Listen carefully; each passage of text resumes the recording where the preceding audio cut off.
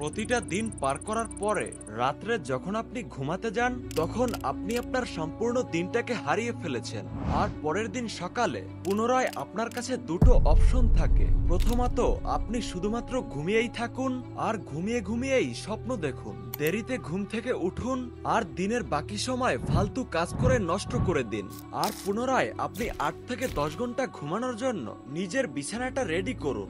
আর দ্বিতীয় অপশন হলো আপনি ঘুম থেকে অতি ভোরে উঠে পড়ুন। যে স্বপ্ন আপনি দেখেছেন সেই স্বপ্ন পূরণ করার জন্য আপনি কঠোর পরিশ্রম করুন, এক্সারসাইজ করুন, জিমে যান, বই পড়ুন, নলেজ গেইন করুন।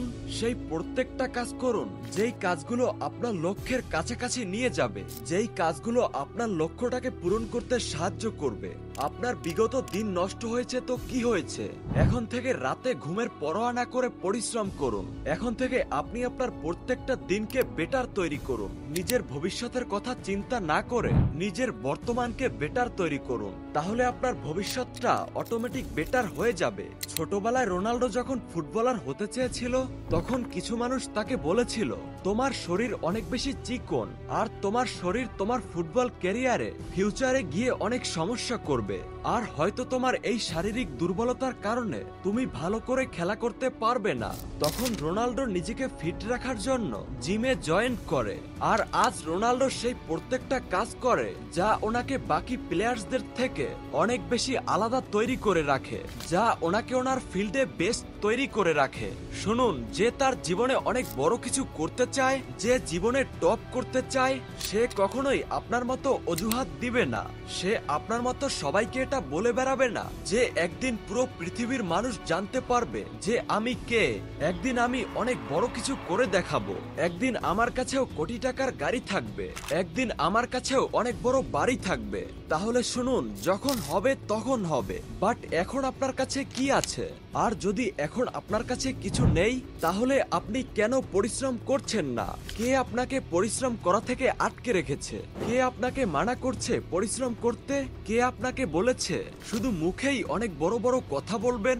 আপনিও পরিশ্রম করুন, আপনিও শরীর থেকে ঘাম ঝরান, নিজেকে কষ্ট দিন। অন্যদেরকে আপনি বলে বেড়াচ্ছেন যে আমি এটা করব, আমি সেটা করব, কিন্তু তার পরবর্তী দিনে আপনি কি করেন? আপনি সেটাই তো করেন যেটা আজ পর্যন্ত আপনি নিজেকে ধ্বংস করার জন্য করে এসেছেন। সেটা হলো টাইম পাস। বই না পড়ে আপনি ঘুমিয়ে থাকেন, এক্সারসাইজ না করে আপনি বন্ধুদের সাথে ঘুরে বেড়ান, কোনো কাজ না করে আপনি মুভি দেখেন, 6 থেকে 8 ঘন্টা আপনি মোবাইল ব্যবহার করেন। আর কঠিন পরিস্থিতির মোকাবেলা না করে আপনি অজুহাত খোঁজেন। আপনি সেই সব কাজ করছেন যেই কাজগুলো আপনাকে ধ্বংসের দিকে নিয়ে যাবে। আর এই সব কিছু করার পরে আপনি নিজেকে বলেন যে আমি একদিন অনেক বড় কিছু করে দেখাবো। বন্ধু, বড় কিছু করে দেখানোটা ছেলে খেলা নয়। বাস্তব জীবনে যে বড় কিছু করতে চায় সে ঠিক ততটাই ঘুমায় যতটা ঘুমানোর পরে ঘুম থেকে ওঠার পরে তার আফসোস হবে না যে আমার কাজ করার সময়টা আমি ঘুমিয়ে কাটিয়ে দিয়েছি। এই কারণে এরা পরিশ্রম করে, নিজের ঘাম ঝরায়, নিজেকে কষ্ট দেয়।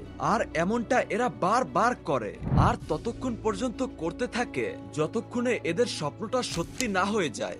আপনি সফল তখন হবেন না যখন আপনি একটি সহজ রাস্তা বেছে নিবেন আর সেই সহজ রাস্তায় আপনি চলবেন।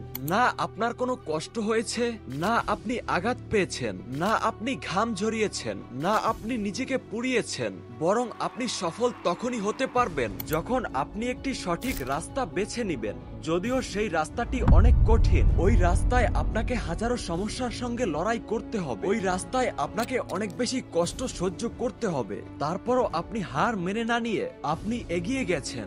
আপনি এটা একবারও ভাবেননি যে জীবন আপনাকে কত বেশি কষ্ট দিবে, কত বেশি বাধা দিবে, কত সমস্যা আপনার সামনে নিয়ে আসবে। কিন্তু এই সমস্ত বাধাগুলো অতিক্রম করে যখন আপনি আপনার লক্ষ্যে পৌঁছাবেন তখনই আপনাকে মহান বলা হবে। মনে রাখবেন, যদি আপনার জীবনের সমস্যাগুলো দেখে পালিয়ে যান তাহলেও আপনাকে কষ্ট সহ্য করতে হবে, আর যদি আপনি এই সমস্যাগুলোর মোকাবেলা করেন তাহলেও আপনাকে কষ্ট সহ্য করতে হবে। কিন্তু এই কষ্টটাই আপনাকে ভিতর থেকে মজবুত তৈরি করবে।